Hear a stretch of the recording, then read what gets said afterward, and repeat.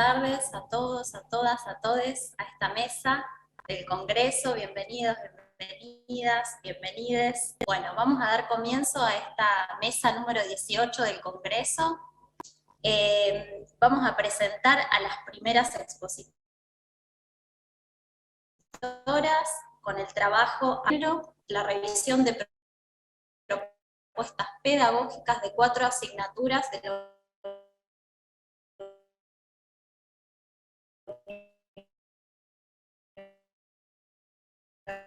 Universidad Nacional de La Plata. Quienes van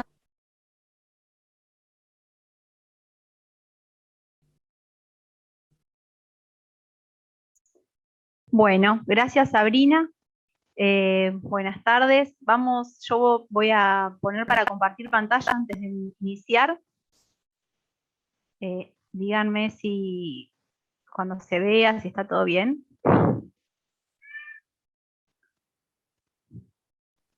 Ahí se ve, ahí se ve. Bárbaro. Ahí va.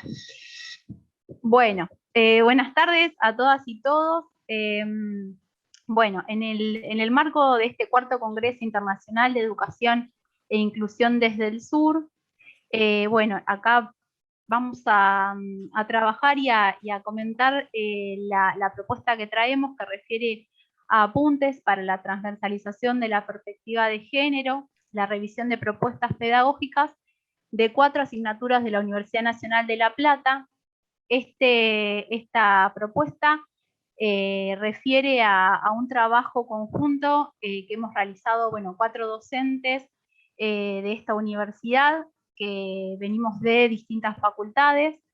El grupo está compuesto por Aimé Lescano, que ella es docente de la materia de Psicología 2 de la Facultad de Psicología, Lucía Mateucci de la materia Introducción a la Geografía de la Facultad de Humanidades, Laura Viscardi, docente de la materia Teoría del Estado de la Facultad de Trabajo Social, y bueno, y quien les habla, Julia Peraucampo, de Educación para la Salud de la Facultad de Ciencias Médicas. Nosotras hemos desarrollado esta propuesta en un trabajo en el que nos conocimos cursando la carrera de especialización en docencia universitaria de esta universidad. Y la propuesta como eje transversal y central refiere a la transversalización de la perspectiva de género en estas 4 asignaturas en las que nos desempeñamos como docentes, y entendiendo y analizando en principio que bueno, estas 4 unidades académicas tienen una cultura institucional particular, de la cual partimos, y la propuesta, si bien es una propuesta general para trabajar las currículas de todas las carreras y de las facultades, entendemos que es necesario comprender esta cultura institucional para poder resituar la propuesta en cada una de ellas. Bueno, como objetivo general, nos propusimos diseñar estrategias y herramientas para la revisión de los programas de estas materias desde la perspectiva de géneros y disidencias, y desarrollar de esta manera una guía de acción para analizar y evaluar los lineamientos primordiales para incluir la transversalización de la perspectiva de géneros y disidencias en las currículas de estas materias que mencionaba anteriormente. Como objetivos específicos, en primer lugar, nos propusimos revisar los programas de las asignaturas desde las perspectivas de géneros y disidencias, teniendo en cuenta 2 ejes fundamentales, que son los contenidos y bibliografías de aquellos programas. En segundo lugar, identificar sesgos de géneros y disidencias en relación a los contenidos de estas asignaturas.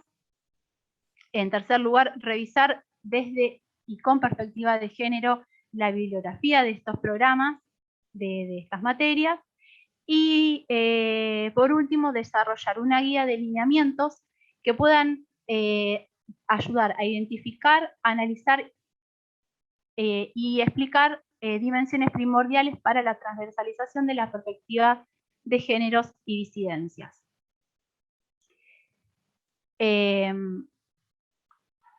Nosotros, una vez pudiendo comentar los objetivos generales y específicos, que tienen de fondo poder entender y poder proponer esta transversalización, nos parecía interesante poder explicar en qué entendemos por la transversalización de una perspectiva, y para ello entendemos que los temas transversales son los temas que atraviesan toda la currícula, tanto de manera horizontal, que refiere a trabajar en un mismo ciclo lectivo un tema en distintas materias y asignaturas, como de manera vertical, que refiere a poder trabajarlo en distintos periodos y ciclos lectivos un mismo tema.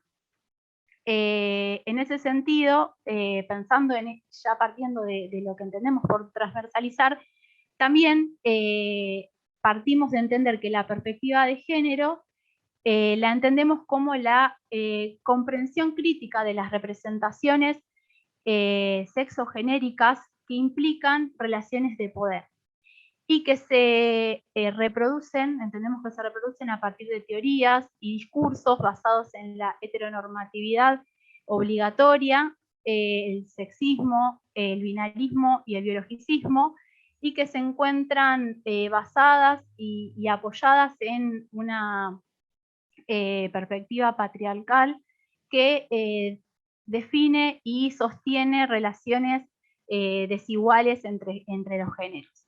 Entonces, en este sentido, entendemos y comprendemos que es la propuesta que traemos a esta mesa y a este congreso, apunta y contribuye a transversalizar la perspectiva de género en la construcción, en pos de construir saberes más igualitarios. Una de las tareas que nos dimos para poder desarrollar esta propuesta refiere a conocer los antecedentes que hay en relación a esta propuesta de la transversalización de la perspectiva de género, y encontramos dos experiencias concretas en Argentina, en dos universidades nacionales. Una de ellas es en la Universidad Nacional de Rosario, en la Facultad de Ciencias Políticas y Relaciones Internacionales, y la otra es en la Universidad de Mar del Plata.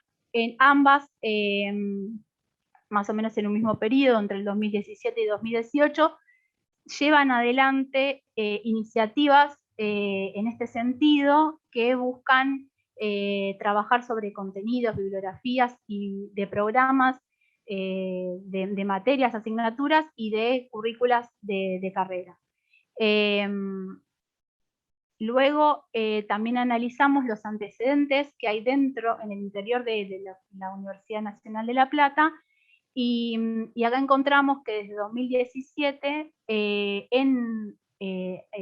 encuentra inaugurada una dirección de géneros y disidencias dentro de la Prosecretaría de Derechos Humanos del Rectorado de la Universidad Nacional de La Plata, que principalmente ha desarrollado políticas al interior de las unidades académicas a nivel institucional para poder trabajar, abordar, identificar situaciones de violencia de género, y como experiencia en la formación en esta temática, encontramos que desde el 2018 se han incorporado talleres y formaciones en los cursos de ingreso, bueno, desde este año.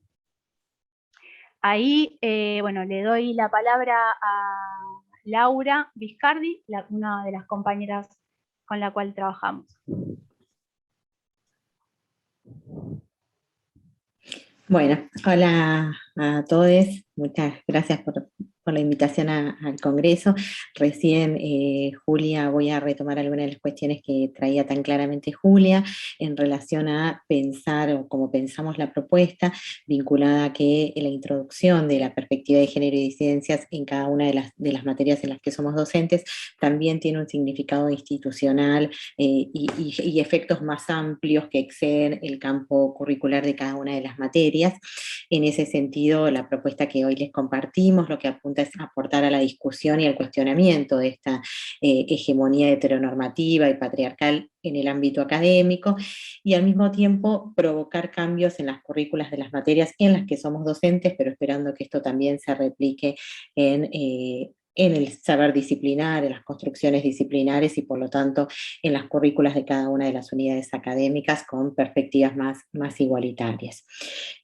Respecto a esto, y tomando un poco a Alicia de Alba, lo que nos propone es pensar en los campos de formación aportando al campo crítico social, es decir, que considerar que las profesiones puedan tener una perspectiva crítica acerca de las desigualdades por razones de género, y en este sentido organizamos 4 núcleos problemáticos sobre los cuales abordar esto, para introducir esta problematización, pensando en las currículas de las materias en las que somos docentes.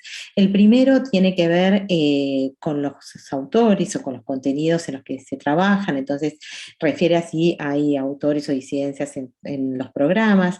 Esta revisión no refiere solo a identificar varones o si escriben varones o si escriben mujeres, aunque aún así la mirada androcéntrica generalmente encuentra textos o bibliografía escrita por varones, sino que lo que refiere sobre todo, o además, es a qué voces habilitan estas bibliografías, ¿no? Entendiendo que tampoco esto se resuelve con la incorporación de textos de mujeres o de disidencias, sino a lo que fundamentalmente aquí se refiere es a qué voces se habilitan desde las bibliografías que se proponen o de los textos que compartimos al interior de las cátedras para los equipos docentes y también para los estudiantes.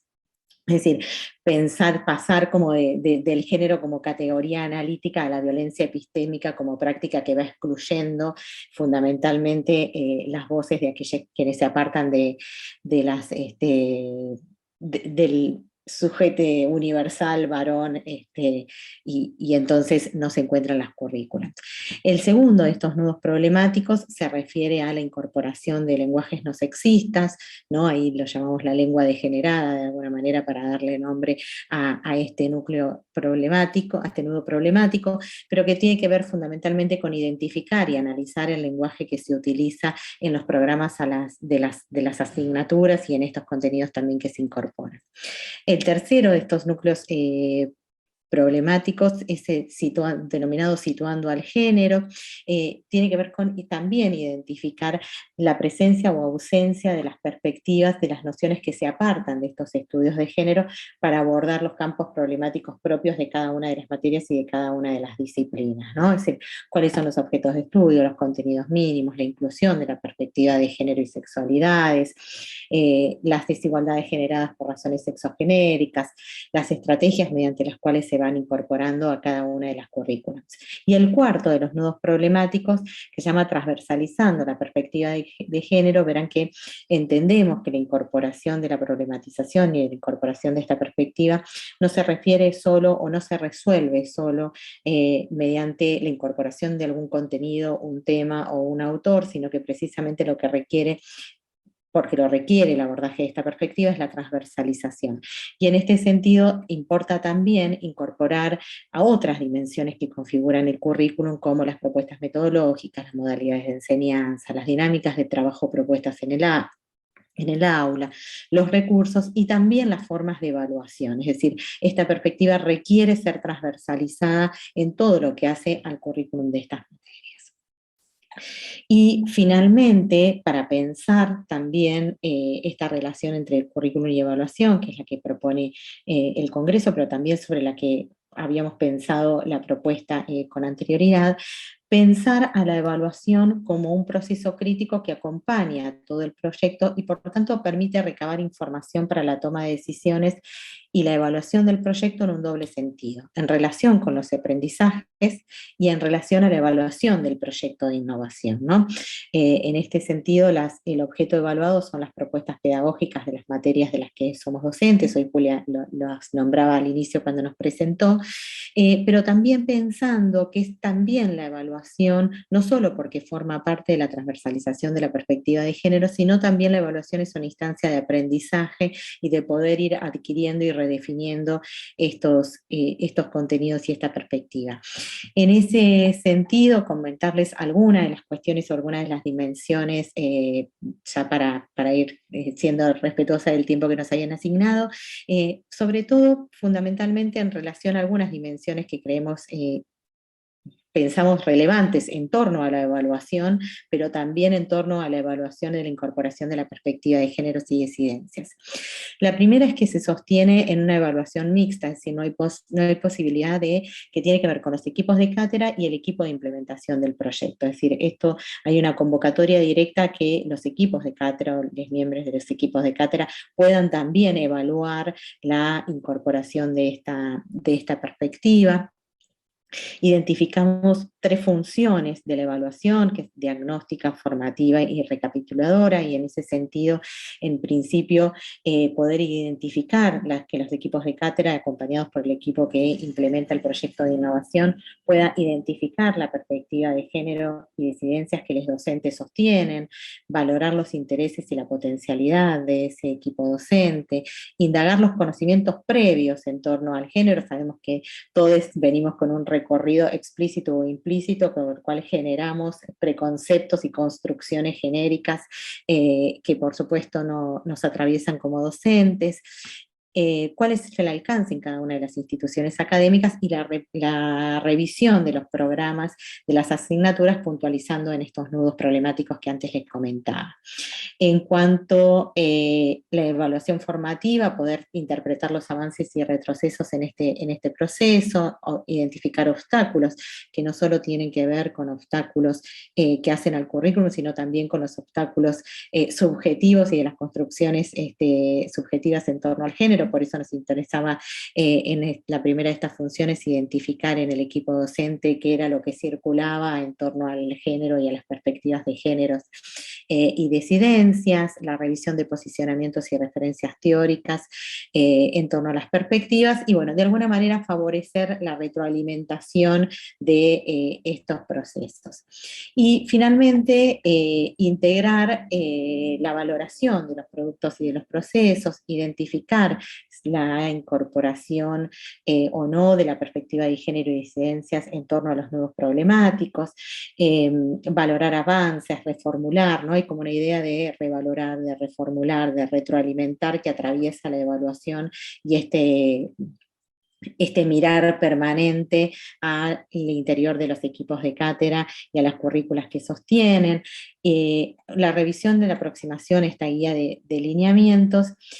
Y bueno, esto por supuesto a través de 3 momentos, ex ante, durante y ex post. No me voy a detener exactamente en qué consiste cada una de estas evaluaciones, porque bueno, seguro tienen, pero sí señalar que en el último de estos momentos, la idea tiene que ver con poder evaluar fundamentalmente el impacto de transversalización de la perspectiva de género, identificando la construcción de nuevas propuestas pedagógicas con los avances realizados, la realización de encuentros para revisar el proceso de implementación y la presentación de informes acerca del impacto que tiene el proyecto, la implementación del proyecto. Es decir, identificar la construcción de nuevas propuestas, la realización de ajustes en ese proyecto de innovación y el impacto que esto puede tener en estos espacios académicos es precisamente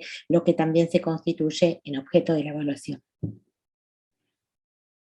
Creo que estoy justa con el tiempo.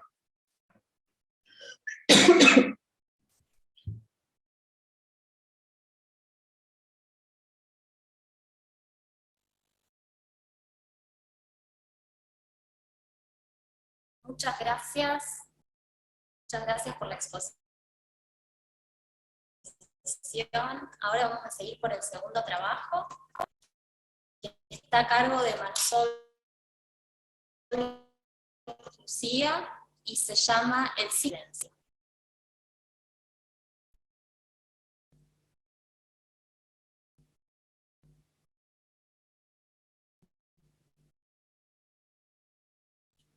Lucía.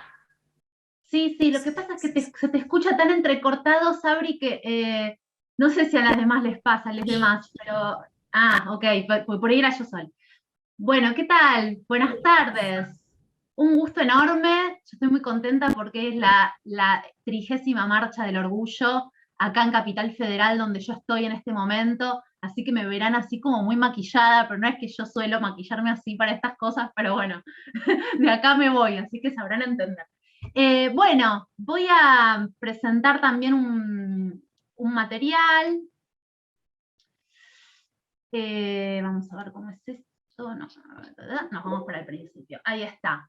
Bueno, yo soy psicopedagoga, licenciada en psicopedagogía y además me especializo en temáticas de diversidad sexual y géneros. Así que la verdad que el material que presentaron en la presentación de las compañeras anteriores, pero perfecto, o sea, mejor imposible la selección me parece a mí, de las temáticas, porque justamente mi trabajo tiene que ver con la idea de la transversalización o cómo pensar a la Ley de Educación Sexual Integral, pero a mí lo que me obsesiona es el cómo, ¿no? O sea, trabajamos un montón acerca de qué temáticas, de cómo transversalizamos los contenidos, de cómo llevamos a cabo las formaciones, cómo ajustamos los lineamientos de la ESI a las distintas áreas curriculares y demás. Y a mí lo que se me despertó desde mi lugar de psicodramatista también es esta idea de, bueno, pero a ver, vamos a pensar en otras formas posibles de implementar los contenidos de la ESI y los contenidos de las leyes igualitarias, que sabemos que son posteriores a la ESI, de qué manera las podemos implementar bajo nuevas tecnologías, ¿no? Yo la llamo tecnología porque lo tomo de Teresa de Lauretis, ¿no? Que ella habla de la idea de tecnología del género, y tomando también apreciado poder pensar en nuevas tecnologías, pero de la disidencia, ¿sí? Que de alguna manera se contrapongan a estas ideas, estos enfoques, estos paradigmas normativos de la heterosexualidad. Para ello, bueno, yo me fui un poco más, soy bastante divulgadora, entonces pensando en algunos conceptos, obviamente arrancamos por Foucault, digamos, ¿no? Pensando en que si vamos a tener una perspectiva crítica, yo hablo, como les decía antes, desde la psicopedagogía crítica, es muy importante poder detectar en los ámbitos donde intervenimos, poder tener una actitud analítica en relación a la categoría de poder y fundamentalmente en la idea de biopoder propuesta por Michel Foucault y su dispositivo de la sexualidad, entendiendo, ¿no?, a la sexualidad como un dispositivo que justamente remitió a una explosión discursiva en torno al sexo y no a esta idea de que el sexo es tabú, que no se habla, ¿no? A partir de la modernidad, lo que hubo en ese no se habla de sexo, en ese tabú acerca de la sexualidad, en realidad lo que hubo a partir de los grandes dispositivos biomédicos, legales, y de todo tipo, discursivos, incluso hasta cinematográficos y demás, lo que hubo fue una enorme explosión discursiva en torno al sexo, y que estas fuerzas en relación al biopoder no es un poder que se ejerce, ¿no?, en relación a un malo que nos detenta el poder y nos dice lo que tenemos que hacer, ¿no? Ya no es necesario, ¿no?, que nos digan lo que tenemos que hacer y de esa forma obedecer o no, sino que tenemos introyectadas estas fuerzas de poder que van circulando a partir de todos nuestros vínculos, nuestras relaciones en nuestras corporalidades, los géneros, los deseos, las prácticas sexuales, dirá Preciado justamente, los afectos, dirá todo el giro afectivo de la teoría queer, es decir, todos los mecanismos de dominación que circulan, ¿sí?, y que permanentemente nos mantiene en una tensión entre las normativas sociales y la capacidad de agencia, ¿no? permanentemente en nuestras relaciones, en nuestros vínculos, vamos ejerciendo y vamos siendo objeto de esos poderes, de esas distintas líneas de dominación que van de alguna manera posibilitando, generando que se vaya desarrollando nuestro recorrido identitario, ¿sí? Me encanta esta paradoja, ¿no?, que menciona Foucault en relación a que nadie deviene sujeto sin estar atravesado por las relaciones de poder, ¿no? Un poco esto es a lo que se refiere.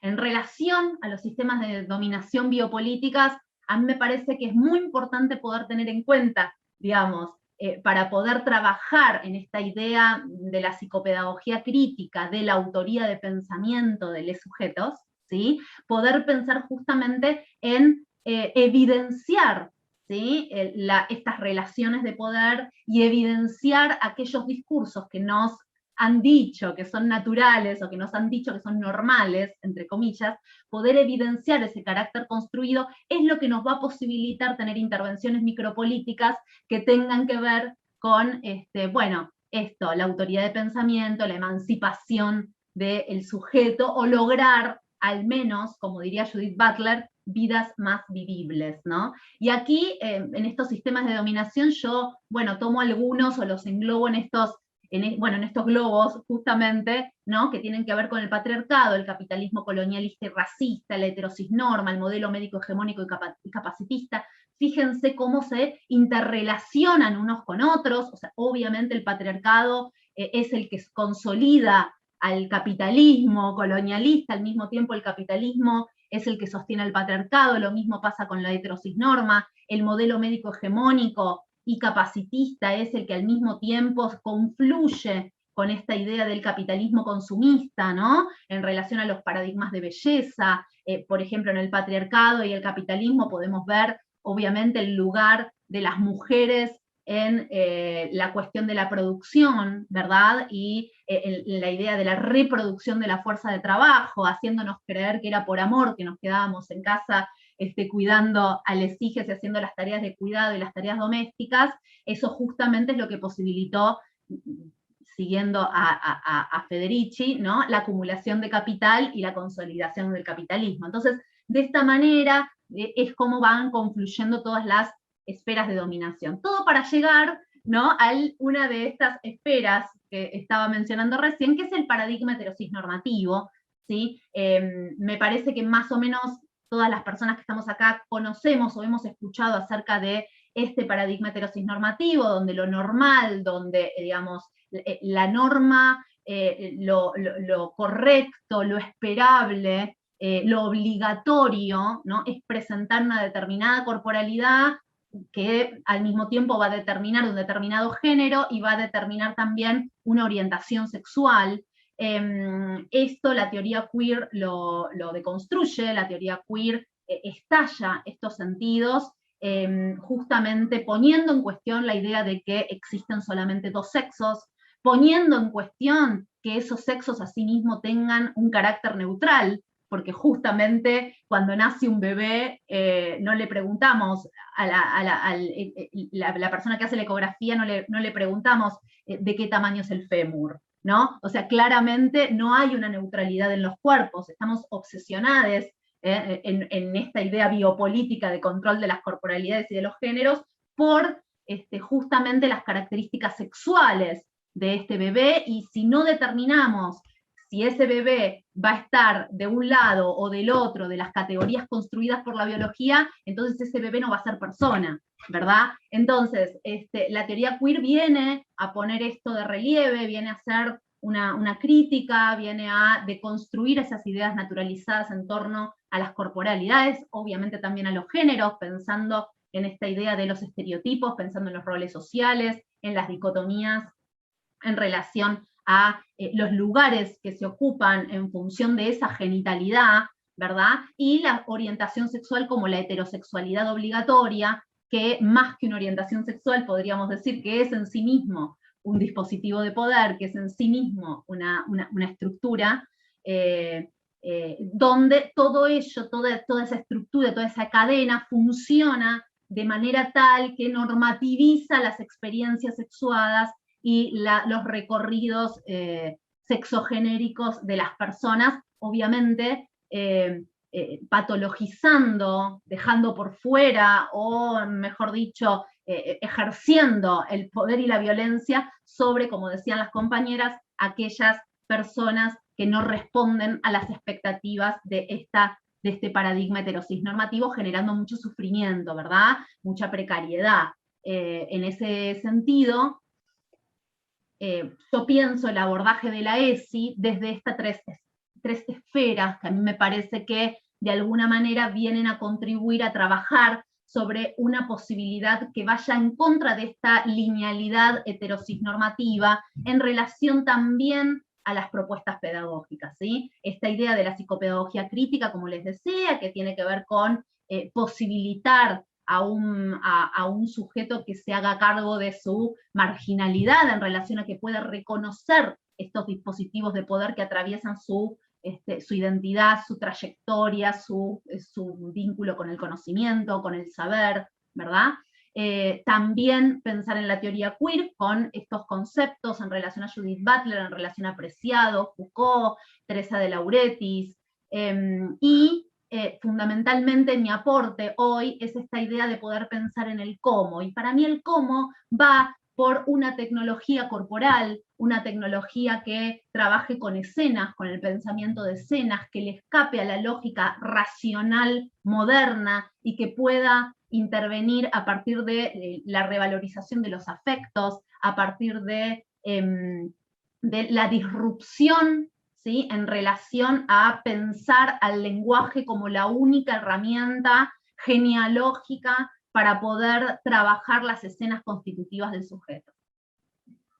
El psicodrama es un método de psicoterapia grupal en la cual los participantes actúan los sucesos relevantes de su vida en vez de simplemente hablar sobre ellos, ¿no? Entonces esto implica explorar en la acción los pensamientos, los encuentros con quienes no están presentes, representaciones de fantasía sobre lo que puede estar sintiendo, pensando, los discursos normativos y naturalizados, un posible imaginado y muchos otros aspectos que afectan a las subjetividades.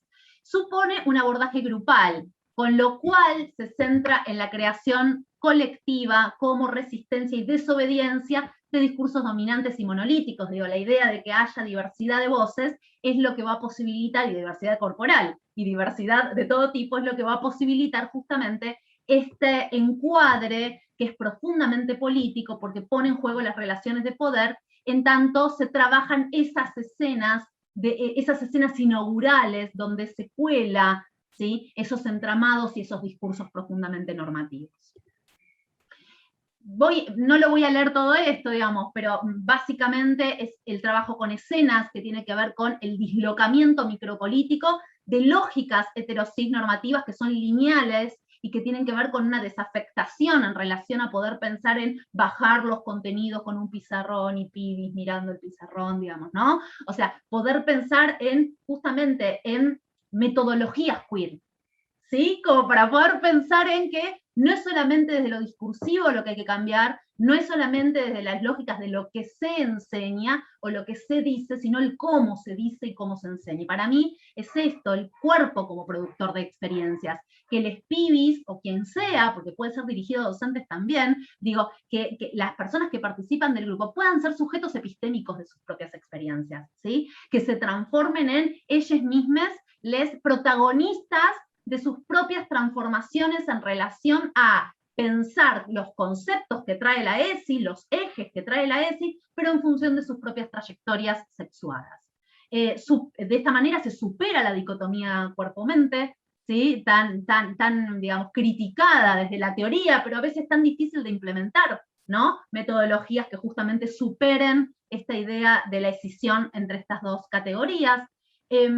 Pensar al psicodrama como una herramienta de lo utópico, trayendo a Muñoz en ese punto, ¿no?, que habla de lo queer, ¿no?, la utopía queer, dice él, y justamente lo que trabaja Muñoz es esta idea de lo temporal, ir al pasado para resignificar el pasado y poder justamente darle potencia al presente y al futuro, ¿verdad? La importancia del pasado para poder resignificarlo. Esto es lo que hace el psicodrama al trabajar las escenas del pasado, ¿verdad? Para poder darle una resignificación y poder justamente traerlas al presente. También se trabaja desde una praxis de los afectos, el giro afectivo es parte de la teoría queer en este punto, poder pensar en la tristeza, el enojo, el orgullo, ¿sí? La ira, ¿sí? Y estas cuestiones, como también los afectos están normativizados. También los sistemas de dominación nos dicen lo que tenemos que sentir. Entonces, poder registrar qué cosas tienen que ver con esos sistemas de dominación y qué cosas tienen que ver con nuestra capacidad de agencia. Evidenciar el carácter performativo de los papeles que se actúan. Les comentaba que en el psicodrama se actúa, de esa manera se evidencia el artificio de que los géneros también son una construcción que es una permanente actuación en relación a esas normativas, en relación a las posibilidades del sujeto. Como práctica y concepción de la multiplicidad, Deleuze habla de esta idea de rizoma, ¿sí? De poder justamente a partir de la mirada de los demás, de los cuerpos, de los sentidos, poder ir construyendo sentidos que estallen la escena original, que deje de existir la escena original y que las nuevas escenas vayan concluyendo en nuevos sentidos para darle a esas vivencias, esas existencias, esas lecturas en relación a las propias vidas y a los propios acontecimientos de la vida, ¿sí? La teoría, justamente la idea de devenir, la teoría queer estalla la idea de identidad como una cuestión cerrada, acabada, estática, y justamente habla o toma la idea de devenir. El psicodrama es un permanente devenir, devenimos en un otro que tenemos que actuar de ella, ¿sí? En una determinada escena, devenimos otro personaje, permanentemente trabajamos en esta idea del fluir, ¿sí? Escapándole a estas lógicas que encierran sentidos, ¿sí? Poder estallar. De hecho, en el psicodrama, por ejemplo, no se interpreta, ¿sí? Justamente se pone en escenas o se habla desde el actuar aquello que nos resuena la experiencia del otro. Pensarlo también como una herramienta genealógica de las subjetividades, ¿no? Esta idea de poder ir hacia atrás y poder justamente resignificar las escenas del pasado para poder posibilitar nuevas resignificaciones y nuevas significaciones hacia el presente, generando alianzas grupales, desobedientes y creativas. Desde la psicopedagogía crítica, generar un espacio como superficie de inscripción, subjetiva y objetiva, la posibilidad de narrar, la posibilidad de contar, la posibilidad de moverse en un espacio, todas ellas son posibilidades objetivas, es decir, que se trabajan las capacidades cognitivas de las personas, ¿sí? Además se facilita la espontaneidad, la imaginación, la creación, la autoría de pensamiento, las personas pueden hacer sus propias autobiografías, digamos, ¿no?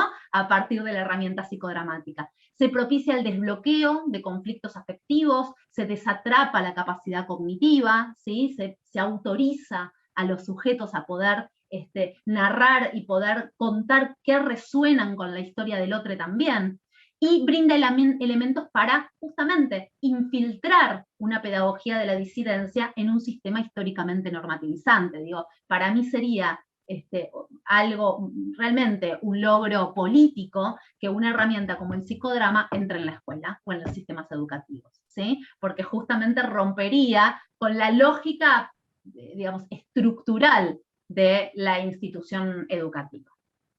Finalmente, para concluir, pienso en las posibilidades que presenta el psicodrama como una tecnología psicopedagógica de la disidencia que propicia la deconstrucción de las lógicas dominantes en pos del reconocimiento del carácter performativo de los géneros, a partir del trabajo con escenas, estallando esos eslabones. Bueno, eso fue todo. No sé si estuve bien con el tiempo, Sabri, vos dirás. Ahí está. ¿Estuve bien? Bueno, y muy bien, muy bien. Que escribimos y editamos este año, así que a quien le interese me puede seguir en Instagram y lo vemos. Así que eso es Muchas todo. Gracias, Lucía. Muchas gracias. Ahí cambié de dispositivo, espero que se escuche un poco mejor. Bien, bárbaro. Bueno, antes que todo, agradecerles muchísimo por respetar dentro de todos los tiempos. Nos fuimos un poquito entre ponencia y ponencia, pero estamos bien. Realmente un placer escucharlas. Ambos trabajos creo que nos ponen frente a estrategias bien concretas que inciden directamente en el contexto educativo y eso sí que es enriquecedor. Hablan de dispositivos pedagógicos que al modo de micropolíticas producen modificaciones en los modos de estar, transitar y habitar los espacios desde lugares más equitativos y con mayor conciencia de las desigualdades. Me gusta, digo, rescatar esto, ¿no? de cuestionar el carácter performativo de los géneros, las dinámicas de poder implícitas y explícitas, y también las invisibilizaciones que tienen lugar dentro de los contextos educativos. Seguramente estas experiencias forman parte de una porción de muchas otras que hay dentro de nuestro sistema, y eso es sumamente importante y hay que celebrarlo. Ahora bien, parece que hay también mucho por hacer y por desandar y por repensar, incluso desde las raíces conceptuales de lo que entendemos por género, la posibilidad de develar, digo, de correr el velo de las prácticas que reproducen lógicas de poder hegemónicas y patriarcales de una cultura que también se ha ido sedimentando en esos pilares, ¿no? La posibilidad de construir estas propuestas innovadoras como las que ustedes traen en este congreso, que remuevan lo instituido y, por qué no, también, digo, desde un carácter disidente en sí mismas, es una apuesta fuerte a la transformación de la cultura. Porque si hay algo, digo, que podemos, como educadores, educadoras, hacer desde los lugares que ocupamos dentro del sistema educativo, es transformar la cultura. Hasta me animaría a hablar de los sistemas educativos, ya que también existen diferencias entre las estructuras más rígidas y aquellas que son quizá un poco más permeables a los movimientos que van teniendo lugar en nuestra sociedad, ¿no? Bueno, en esto también, por ahí lo traía Lucía también bastante claro, no quiero dejar de mencionar la educación sexual integral, que está presente en estas exposiciones, la ESI como un camino y también como un modo de estar entre las personas, basado en el respeto por los derechos, en la riqueza de la diversidad, basado en los cuidados y fundamentalmente como una política educativa para la democracia, una política pública emancipadora, que promueve también de algún modo, digamos, en cada una de sus prácticas, ciudadanos libres, ciudadanas libres, con espíritu crítico, desafiando las hegemonías y las heteronormatividades, defendiendo los derechos, y también nos permite educar en igualdad. Por otra parte, pensaba mientras las escuchaba que también mucho hablamos de la transversalidad, ¿no? de la educación sexual integral, ya sea desde las prácticas educativas, desde la revisión de las currículas y demás. Y me gustaría rescatar ese significante, ¿no? De lo transversal. ¿Qué es lo transversal? Un poco el trabajo de las compañeras de La Plata lo ponía también en cuestión, ¿no? Y hay una definición simple de eso que dice que lo transversal es que está atravesado de una parte a otra, de una cosa, de manera perpendicular a su dimensión longitudinal. Cuando situamos la transversalidad de la ESI, entendemos que implica algo de ello, ¿no? De atravesar la currícula, pero necesariamente atravesar y atravesarse por aquello que implican los vínculos interpersonales. Es comenzar a mirar las relaciones humanas desde otras perspectivas. Y sabemos que también, aunque hay enormes avances desde la sanción de la ley, aún resta mucho por hacer en las prácticas cotidianas, ¿no? Dentro de los espacios escolares. Que también creo que ambos trabajos lo mencionan en un punto, ¿no? Que no solo implica una tarea teórica y discursiva, ¿no? Sino una profunda deconstrucción y revisión permanente de los mandatos culturales y morales que están apoyados en esas lógicas patriarcales y en esos discursos heterosis normativos que se siguen reproduciendo. Y que es un trabajo como cotidiano de revisión permanente, ¿no? De aquello, en cada uno. Estas alternativas innovadoras que ustedes traen, que hoy tuvimos el placer de escuchar, también vienen a proponer desde adentro de las instituciones, desde adentro de los espacios que habitamos, un cambio, desde una posición de respeto y compromiso con aquello que necesariamente debe ser modificado. Pensaba mientras leía también y mientras escuchaba las ponencias en cómo estas acciones micropolíticas van interpelando todos los sentidos adquiridos y heredados y van estableciendo una forma de hacer que también en parte restituye derechos, ¿no?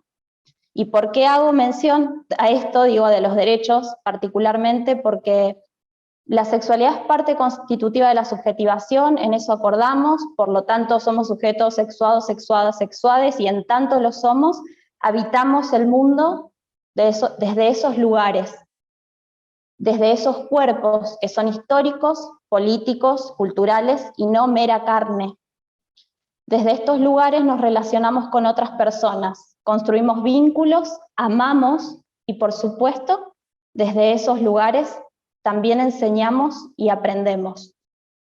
No ser mero cuerpo biológico nos hace ser parte de esta cultura y transformarla también. En este sentido, el marco de los derechos humanos constituye un encuadre mínimo de inclusión de todos, siendo parte fundamental de este enfoque y promoviendo condiciones más igualitarias y en diversidad. Así que celebro, digamos, estas posibilidades de pensarnos. Cuando decía hace un rato que creo que resta por hacer, porque sí se ha hecho mucho y sí se hace todo el tiempo, pero aún hay por hacer dentro de los espacios educativos, también me refería a que si bien tenemos la norma y las leyes, ¿no?, que van como dando el marco a todo esto que estamos hablando, por suerte, vamos avanzando en eso, también sabemos que esas transformaciones de las cuales estamos hablando se dan mucho antes que estén las leyes y las normas. Antes de que podamos teorizarlas, antes de que podamos sentarnos acá a discutir de esto y a legitimarlas. Por lo que la implementación de estos dispositivos críticos que hagan lugar a la pluralidad de estos discursos, visibilicen e intenten que los lugares que habitamos sean para todas, todes y todos, hace que podamos replantearnos las prácticas y seguir cuestionando esto que está como tan fuerte, ¿no?, tan duro, tan instituido, y revisar también las resistencias que operan en esos espacios. Sabemos también que cuestionarnos los privilegios desde los lugares en los que nos encontramos tampoco es cuestión sencilla, y pensar también desde la comodidad de algunos lugares dista mucho de poder hacer cambios, ¿no?, en los espacios en los que estamos. Por eso, nuevamente, digo que celebro estos dispositivos que tienen una acción concreta en los espacios institucionales. No me quiero ir mucho del tiempo, pero pensaba esto, ¿no?, como que hay diferentes dimensiones en las cuales podemos incidir. Un poco las compañeras de la Universidad Nacional de La Plata proponen esto de la revisión de contenidos y bibliografías utilizadas en la formación de futures profesionales, que es una apuesta a remover aquello que repetimos por años, una alternativa a preguntarnos por lo ya establecido, abriendo la posibilidad de una crítica, pero también a un dispositivo concreto pensado en términos de proceso. Eso me parece sumamente interesante del trabajo que ustedes exponen, porque tiene una lógica de proceso. Esto no es de un día para el otro, ni se hace así nomás, ¿no? Tiene todo un proceso de revisión. Y ahí, digamos, pienso en el poder inmenso que tiene la educación frente a la reproducción de ciertas prácticas, tanto como para perpetuarlas, como para pensarlas y como para impedirlas o cambiarlas. Así que también considero que esta propuesta tiene un poder transformador y de decisión desde la raíz misma, ¿no?, de la formación. Otra de las dimensiones en las cuales podemos incidir, según también lo expuesto por Lucía en su trabajo sobre psicodrama, es en las escenas mismas que transitamos, ¿no? Eso me parece sumamente rico, ¿no?, cuestionarnos los modos de habitar los espacios a partir de nuestras corporalidades, ni más ni menos que poner el cuerpo a jugar, a simbolizar, a representar, y con ello de construir lo normativizante. Aquello que construido desde los discursos morales también van determinando nuestros modos de vincularnos. Realmente muy, muy rico este trabajo. Muchísimo también nos han aportado, y creo que ustedes lo ponen también ahí a trabajar, los estudios de género, para ampliar los enfoques desde donde vamos mirando la realidad, pero en primera instancia, y en relación a lo que nombraba recién, lo han hecho los movimientos sociales, ¿no? Que sostuvieron las luchas por los derechos y por introducir de alguna manera la perspectiva de género y disidencias en diferentes niveles, desde un enorme compromiso social y para sostener esas transformaciones culturales dentro de los espacios educativos, que sin duda considero que son los espacios privilegiados, ¿no? para ello. No quiero extenderme mucho más porque quizá haya alguna pregunta que pueda habilitar algún intercambio, y seguro que da para mucho más, pero me parece importante poner en valor la lógica colectiva que se pone en relieve en estos trabajos, ¿no? Este hacer, este transformar, este cuestionar, viene de la mano de un hacer con otros, otras, otres. Entendemos que cuando hay un reconocimiento del amplio sentido de la sexualidad, abarca el universo de los vínculos, de la afectividad y los cuidados de y con los otros y las otras y les otres. Estas propuestas sin duda reflejan que la transformación de las lógicas patriarcales dominantes en educación es sin duda colectiva. Ahora me gustaría un poco, si hay, no quiero pasarme del tiempo, nos quedan minutitos, pero aprovecharlos quizás para retomar alguna pregunta que pueda haber y que quizá las compañeras puedan también. Si no hay preguntas, acá estoy con el celu, por eso también chequeo el chat.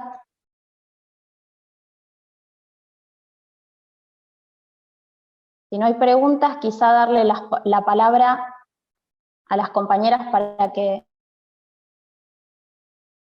puedan quizá agregar algo, o también hacer un pequeño cierre en 2 minutitos de esta mesa que tan rica.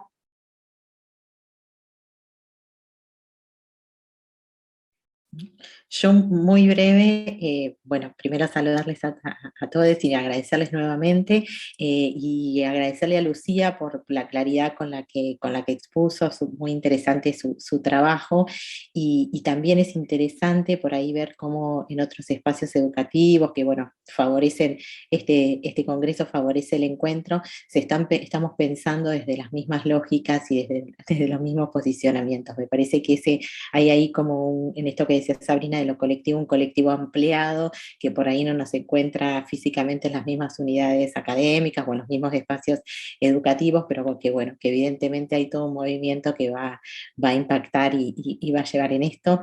Y bueno, nada, y por los aportes a seguir pensando estos escenarios y estas escenas que construimos en cada uno de los espacios educativos, los que construimos reproduciendo, pero también las posibilidades para construir otras posibles que no reproduzcan estas lógicas patriarcales, heteronormativas, y por el espacio a lo corporal, ¿no?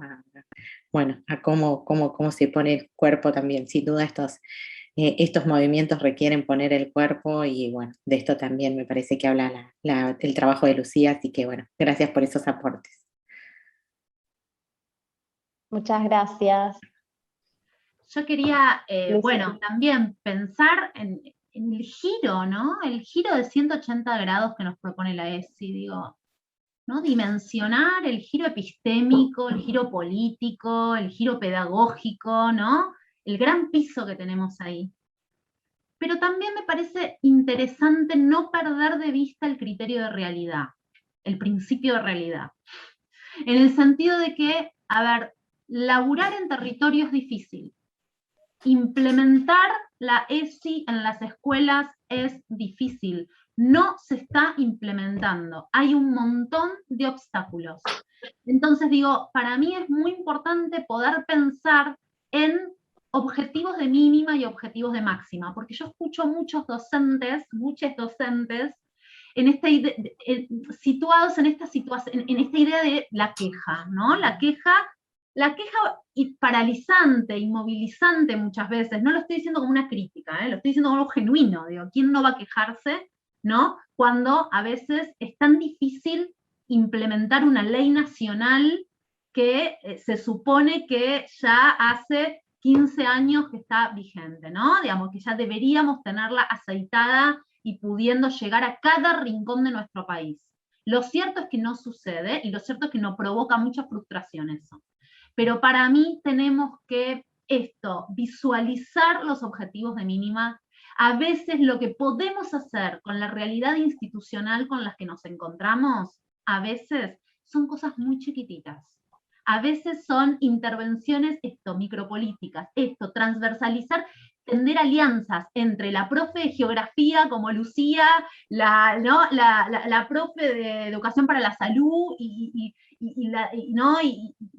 el profe de educación física, que más o menos piensan de esta manera, y tender alianzas, trabajar desde ahí, y poder pensar en intervenciones desde los gestos mínimos, como diría Carlos Escliar, ¿no? Como poder pensar en esto, porque si nos ponemos de máximas y decimos esto tiene que implementarse así, y si no nada, es como muy difícil. Entonces a mí me parece maravilloso estos espacios para poder pensar juntes, en nuevas estrategias creativas para poder implementar de la mejor manera que podamos, con las realidades que cada una atraviesa, todas las herramientas enormes que nos da la Ley de Educación Sexual Integral, que es una ley vanguardia en el mundo.